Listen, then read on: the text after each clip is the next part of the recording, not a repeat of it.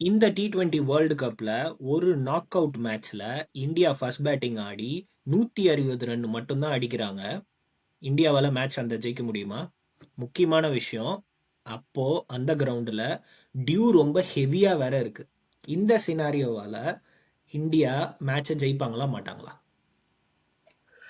as an Indian fan, ஹானஸ்டா சொல்றேன் நானு. 160 in due condition வந்து இந்தியா ஜெயிப்பாங்கன்னு எனக்கு நம்பிக்கை இல்ல.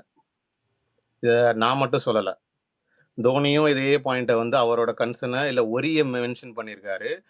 India team is good. ஓகேங்களா? ஆனா டியூ வந்துட்டா வெறும் ஸ்கில்ஸ் மட்டும் இல்ல, டாஸ் ஃபேக்டரும் உள்ள வந்துரும். அத நானும் ஃபேஸ் பண்ணியிருக்கேன் அப்படின்னு சொல்லி ஒரு கன்சர்ன் சொல்லியிருக்காரு. 160 T20ல வந்து ஆக்சுவலாக வந்து ரொம்ப லோ ஸ்கோரிங்னு சொல்ல முடியாது. ஒரு ஆவரேஜான ஸ்கோர் தான். பட் ஆனால் அதை நம்ம வந்து இந்த வீடியோவில் வந்து நம்ம பிரேக் டவுன் பண்ணுவோம். இந்த சினாரியோ இந்தியாவுக்கு ஒரு வேலை அமைஞ்சிடுச்சுன்னா இந்தியா அதை டிஃபெண்ட் பண்ணி அந்த மேட்சை ஜெயிப்பாங்களா அப்படிங்கிறத இந்த வீடியோவில் பேசுவோம். 160 அப்படின்னு நான் வந்து இந்த சினாரியோ சொல்லும் போதே வந்து நம்ம ஓப்பனிங் ஸ்பெல் ஹர்ஷதீப் தான் போடுவார். ஹர்ஷதீப் வந்து ஏர்லி விக்கெட்ஸ்லாம் எடுத்துகிட்டு தானே இருக்காரு. ஸோ அது வந்து ஒரு பாசிட்டிவ் சைன் தானே. ஹர்ஷ்தீப்பை பொறுத்த அளவுக்கு எதிரி வந்து பேட்ஸ்மேன் இல்ல அவருக்கு. நான் ரீசெண்டா பார்த்ததுலேருந்து அவருக்கு எதிரி அவரே தான். மெயினா வந்து அவரோட மைண்ட்ல வந்து நிறைய இது ட்ரை பண்ணணும் அப்படின்னு சொல்லி ஒரு இன்கன்சிஸ்டன்சி வந்து டெவலப் பண்ணியிருக்கிறது ஒரு பெரிய ரிஸ்க். அது ஒரு ரிஸ்க்காக இருந்தாலும் எனக்கு என்ன நம்பிக்கை இருக்குன்னா கண்டிப்பாக வந்து இந்த மாதிரி 160 இருக்கும்போது கண்டிப்பாக உங்களுக்கு தெரியும் ஏர்லி விக்கெட்ஸ் எடுத்தே ஆகணும் அப்படின்றது தெரியும். அண்ட் அவர் தான் வந்து ஏர்லி விக்கெட் ஸ்பெஷலிஸ்ட் அப்படின்றதுனால அந்த மேட்ச்லேயும் எப்படியும் 1-2 விக்கெட் எடுத்துருவாரு. ஸோ அது வந்து ஒரு பாசிட்டிவாக தான் இருக்கும் அப்படின்னு நான் சொல்கிறேன். Yeah but see I I I want to move on to Bumrah. ஓகேங்களா? பும்ரா வந்து அவர் ஃபார்ம்ல இல்லாட்டினாலும் ஒரு பிரச்சனை இல்லை. ஓகேங்களா? ஆனா நான் என்ன பார்க்குறேன்னா, இந்தியா வந்து பும்ரா மேல ரொம்ப டிபெண்டன்ட்டா இருக்கிறத ஒரு பெரிய ரிஸ்க்கா நான் பார்க்குறேன் நானு. இல்லை கரெக்டு தான். பட் ஆனால் வந்து நீங்கள் பும்ராவோட கேலிபரை வந்து இவ்வளோ சீக்கிரம் வந்து நீங்கள் வந்து டவுட் பண்ண முடியாது. அதாவது மேட்ச் வின்னர்ஸ் எல்லாருமே வந்து பிக் மேட்ச் பிளேயர்ஸ். ஸோ அப்படி இருக்கும்போது நம்ம ரீசெண்டாக வந்து அவர் லாஸ்ட் டோர்னமெண்ட்டில் 18th ஓவர் எப்படி போட்டாருன்றதெல்லாம் பார்த்தோம். ஸோ கண்டிப்பாக இந்த மாதிரி ஒரு ப்ரெஷர் சுச்சுவேஷனில் ஹீ வில் கம் அவுட். அதாவது அந்த ஸ்டேஜுக்கு எடுத்துகிட்டு போகும்போது he will come out better அப்படின்றது தான் என்னோட ஒரு ஃபீலிங்.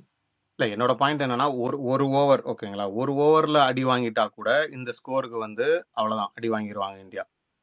ம். இல்ல அதுதான் நான் சொல்றேன். இந்த பவுலிங் அட்டாக் வந்து கன்டினியூஸா விக்கெட் எடுத்துக்கிட்டே இருக்கிறதுக்கு வாய்ப்பு இருக்கு அப்படின்னு நான் சொல்றேன். ஏன்னா வந்து ஹர்ஷதீப் ஓப்பனிங்ல விக்கெட் எடுக்குறாரு. பும்ரா வந்து அந்த மாதிரி சிச்சுவேஷன்ல ஓப்பனிங்கே ஒரு ஸ்பெல் போடலாம். ஸோ நல்லா தான் போடுவாரு அப்படின்னு நான் சொல்றேன். சரி, அப்ப கன்டினியூஸா விக்கெட் எடுக்கணும்னா, ஆப்வியஸ்லி மிடில் ஆர்டர்ஸ்ல வந்து விக்கெட்ஸ் எடுக்கணும். அதுக்கு நமக்கு கண்டிப்பா. முக்கியமான ஆளு வந்து வருண் சக்கரவர்த்தி. கரெக்ட்டா? ம். அவர் விக்கெட் ஆமா. டேக்கிங் எபிலிட்டி மேல எனக்கு டவுட்டே இல்ல. ஓகேங்களா? ஆனா எனக்கு என்ன தோணுதுன்னா, அவர் எக்ஸ் ஃபேக்டர் எல்லாமே அக்ரி. ஆனா டியூ கண்டிஷன்ஸ்ல அவரோட எக்ஸ் ஃபேக்டர் நல்லிஃபை ஆயிடுங்கிறத நான் பார்க்குறேன். கண்டிப்பா. இப்ப நான் குடுத்திருக்க சிச்சுவேஷன்ல நீங்க யோசிச்சு பார்த்தீங்கன்னா, ஹெவி டியூ அப்படின்னு சொன்னேன். வெறும் 160 தான் அடிச்சிருக்காங்க அப்படின்னு நான் சொன்னேன். கண்டிப்பா அது வந்து ஒரு மைனஸ் பாயிண்ட் தான். பட் ஆனா நல்லிஃபை ஆகுமா அப்படின்னு கேட்டா, ஐ டோன்ட் திங்க் ஸோ. ஏன்னா வந்து Varun Chakravarthy is that type of bowler. அவர் வந்து மோர் தென் வந்து பால்ல வந்து ஃபிங்கர்ஸ் யூஸ் பண்ணி திருப்புறதோ, இது பண்றதோ வந்து he carries that mystery around him. So அந்த மிஸ்ட்ரிய unless and until they pick correctly, still அவரோட மிஸ்ட்ரி வந்து கேன் ப்ரொடியூஸ் விக்கெட்ஸ் இந்த மிடில் ஓவர்ஸ் அப்படின்னு தான் நினைக்கிறேன் நான். ஓகே. மிடில் ஓவர்ஸ் பார்த்துட்டோம். டெத் பவுலிங் வந்து நான் ரீசென்ட் சீரிஸ வச்சு சொல்றேன். ஐ திங்க் இந்தியா வந்து ஒரு கன்சிஸ்டன்ட்டா வந்து ஒரு குட் பவுலிங் பெர்ஃபார்மன்ஸ் நான் இன்னும் பார்க்கல. ஏன்னா, நியூசிலாந்து சீரிஸ்லயே பார்த்தேன். நெறைய விக்கெட்ஸ் விழுந்தாலுமே, கடைசி எண்டுல வந்து நெறைய ரன்ஸ் குடுத்திருந்தாங்க. ஸோ டெத் பவுலிங் வீக்கா இருக்கு அப்படின்னு சொன்னா, இன்னும் இட் புட்ஸ் ஆடட் பிரஷர் இல்லைங்களா? அகைன் நம்ம என்ன பேசிட்டு இருக்கோம்னா, டியூ கண்டிஷன்ஸ்ங்கிறப்ப, ஒரு பவுலர் அடி வாங்கிட்டாலே இந்த ஸ்கோர் வந்து காலியாயிடும்.